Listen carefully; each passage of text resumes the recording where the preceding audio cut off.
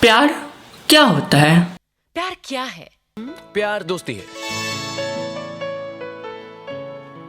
सच में? प्यार एक ऐसा टॉपिक है जिसकी इतनी डेफिनेशन से कितनी डेफिनेशन से पता ही नहीं चलता। आप में से भी कभी ना कभी, आप लोगों में से भी हर किसी को कभी ना कभी एक बार प्यार की किसी ने काटा ही होगा, और अगर नहीं काटा तो जल्दी काट लेगा। तो आज के इस वीडियो में साइंटिफिक तरीके से समझने की कोशिश करते हैं कि प्यार आखिर है क्या, होता क्या है।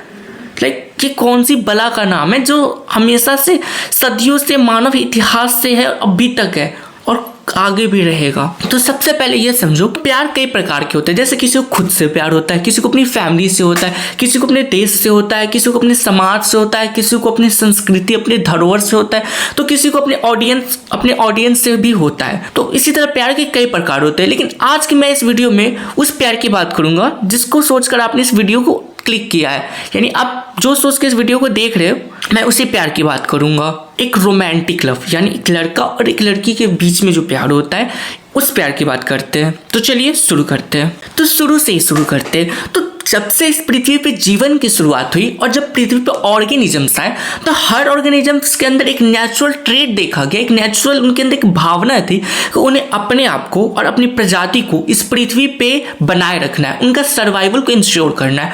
तो आप लोगों ने स्कूल में चार्ल्स डार्विन की थ्योरी पढ़ी होगी, सर्वाइवल ऑफ द फिटेस्ट की, जिसमें वो बात करते हैं कि हर ऑर्गेनिज्म अपने आप को इस पृथ्वी पर बनाए रखना चाहता था और एक नेचुरल सिलेक्शन के प्रोसेस से होता था। इसी से बोलते थे कि बचपन में अच्छे से पढ़ लो, आगे काम देगा। ठीक है, उनके अंदर एक नेचुरल ये फीलिंग रहती थी जिससे वो अपने आप को इस इन्वायरमेंट में अडॉप्ट कराना चाहते थे। वो चाहते थे कि इस इन्वायरमेंट में अपने आप को ऐसे अडॉप्ट कराए, चेंज लाए, ताकि वो इसमें यहाँ पे अपनी इस एग्जिस्टेंस को बना सके। यह जो काम था कि जनरेशन टू जनरेशन होता था। ये जो चेंजेस थे वो फिजिकल, इमोशनल, बॉडी, जेनेटिक हर लेवल पे होते थे और टाइम टू टाइम ये बढ़ते रहते थे और एक जनरेशन से दूसरे जनरेशन पे जाते थे, और ये प्रोसेस अभी भी चालू है।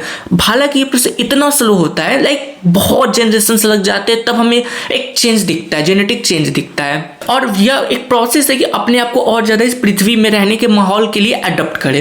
तो ह्यूमन की स्पीसीज को भी इस तरह से रियलाइज हुआ कि उन्हें भी अपने इस सर्वाइवल को इस पृथ्वी पे इंश्योर करना है। इसके लिए उन्हें पता चला कि अगर वो साथ में कोऑर्डिनेट करके रहते हैं, आपस में कोऑपरेट करते हैं और एक दूसरे से रिप्रोडक्शन, लाइक अपने आप में मेटिंग करते हैं और रिप्रोडक्शन करते हैं, तो उनकी जनरेशन आगे बढ़ेगी और वो अपने आप को सर्वाइवल को इंश्योर कर पाएंगे। तो इस चीज़ में मदद किया, एक फिजिकल फोर्स आई, एक फिजिकल पावर हर ह्यूमंस के अंदर एक नेचुरली डेवलप हुई, जो उनके अंदर जनरेशन टू जनरेशन पास होती गई कि उन्हें अपने अपोजिट जेंडर की तरफ अट्रैक्शन हुई।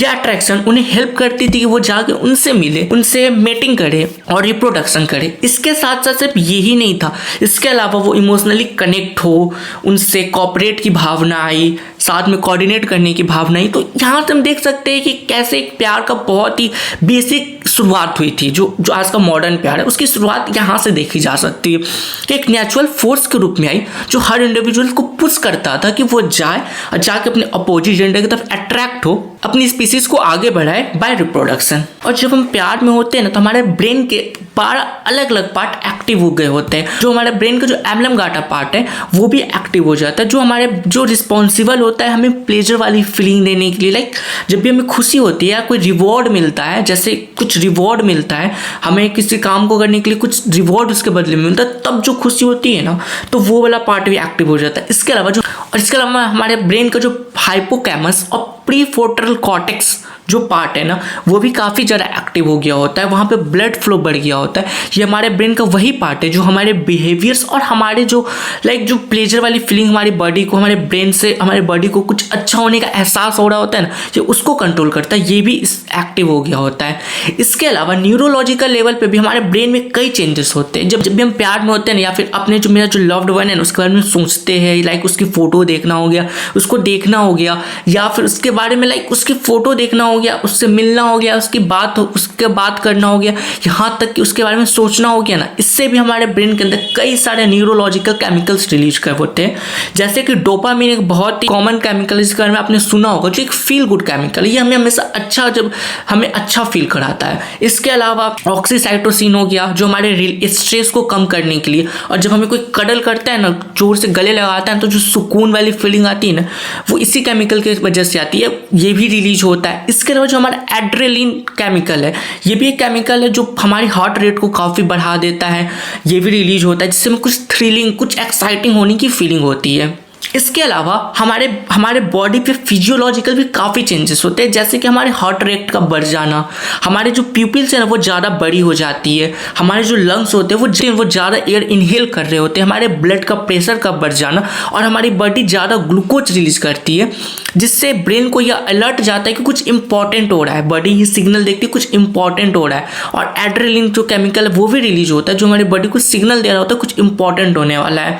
आप लोगों ने गाना सुना होगा, सब लागे धुंधला धुंधला तुझ पे ही फोकस है, ये वाली चीज़ भी रियल में होती है। जब आप अपने लव वन को देखते हो ना, तो आपकी जो विजन होती है वो काफ़ी ज़्यादा फोकस्ड हो जाती है, आप लाइक से उससे देख रहे होते हैं, बाकी आपका बैकग्राउंड जो होता है ना काफ़ी ज़्यादा आप उसको, आपकी मेमोरी उसको कैच नहीं कर रही होती है। तो आप देख सकते हो कि हमारे ब्रेन पे कितने इंपॉर्टेंट लाइक चेंजेस हो रहे होते हैं। तो जो इंसान जो इतना प्यार में बावला हो जाता है वो ऐसा नहीं होता है। हमारी पूरी ब्रेन, हमारा पूरा सिस्टम, हम नेचुरली और बायोलॉजिकली ऐसे बने ही हुए हैं, हमारी प्रोग्रामिंग इस तरीके से हुई है कि जब ऐसी चीज़, जब हमें ये फीलिंग होती है, लाइक जब हम उन्हें देखते हैं तो हमारी बॉडी ऐसे एक्ट करने लगती है। तो ये पूरा बायोलॉजिकल ही है। और अगर बात करें एक साइकोलॉजिकल पर्सपेक्टिव से, तो जब भी हम जिस व्यक्ति से प्यार करते हैं ना, तो हमें ना उसकी एक आदत सी लग जाती है, लाइक हम उसके एडिक्टेड हो जाते हैं। जब भी हम उससे मिलते हैं, उससे बात करते हैं, या फिर उसका फोटो भी देखते हैं ना, तो अंदर डोपामिन और ऑक्सीसाइटोसिन जैसा केमिकल्स रिलीज होता है, जो हमें काफ़ी रिलैक्स और हैप्पी फील कराता है। और इस केमिकल की हमें इतनी आदत लग जाती है कि जब भी हम उस व्यक्ति से मिलते हैं, तो हमारे अंदर केमिकल्स रिलीज होते हैं और हमें उस व्यक्ति की एडिक्शन सी लग जाती है। और इसका नेगेटिव इम्पैक्ट हम देखते हैं कि जब वो व्यक्ति चला जाता है, लाइक सिंपल बोलो ब्रेकअप हो जाता है, तो इंसान जो होता है अपने मेंटल लेवल पे इतना ज़्यादा लाइक पागल सा हो जाता है, बावला सा हो जाता है, और उसका ब्रेन जो होता है वो डोपामिन के लिए क्रेविंग कर रहा होता है, उसे वो डोपामिन चाहिए होता है। इसलिए इंसान जो है वो गलत आदतों में बहुत बार चला जाता है, like smoking and other narcotics चीज़ों में चला जाता है, रिक्रिएशनल ड्रग्स में चला जाता है, जिससे वो अपने डोपामिन के उसको फुलफिल कर रहा होता है। हालांकि बहुत अलग तरीके, बट जस्ट ये आउट ऑफ कॉन्टेक्स्ट था, बट समझने के लिए समझ लो।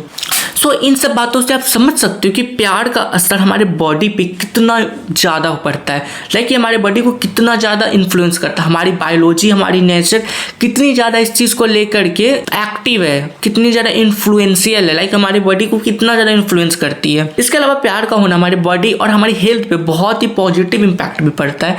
जो सेरोटोनिन और कॉर्टिसोल नाम का केमिकल्स होते हैं जो रिलीज होते हैं, जिसकी वजह से हमें बहुत ही निगेटिव फीलिंग, थॉटफुल स्टेट में चले जाते हैं और हम बहुत ही ज़्यादा स्ट्रेस्ड आउट हो जाते हैं। उसके लेवल को भी ये कम करता है, हमारे हार्ट को भी हेल्दी रखता है, हमारे ओवरऑल जो रिजिलियंस शक्ति है उसको भी बढ़ाता है, हमारे इम्यून सिस्टम को भी बढ़ाता है। और रिसर्चर्स ने ये बात साफ साफ कहा है कि एक अच्छा रिलेशनशिप आपकी उम्र को 6 से 7 साल तक बढ़ा देती है। तो प्यार का महीना चल रहा है, अपनी क्रश को ये वीडियो भेजो और उससे भी प्यार के फायदे गिनाओ, और अगर वो मान जाती है तो इस वीडियो पे आकर जरूर लाइक कर देना। और अगर नहीं होती है तो चैनल पे रिजेक्शन को कैसे हैंडल करते हैं और उसकी साइंस क्या है उसके ऊपर ये वीडियो बनी है, जाके देख लो। तब तक के लिए मैं भी चल अपनी सेनियोरिटा खोजने। Bye bye.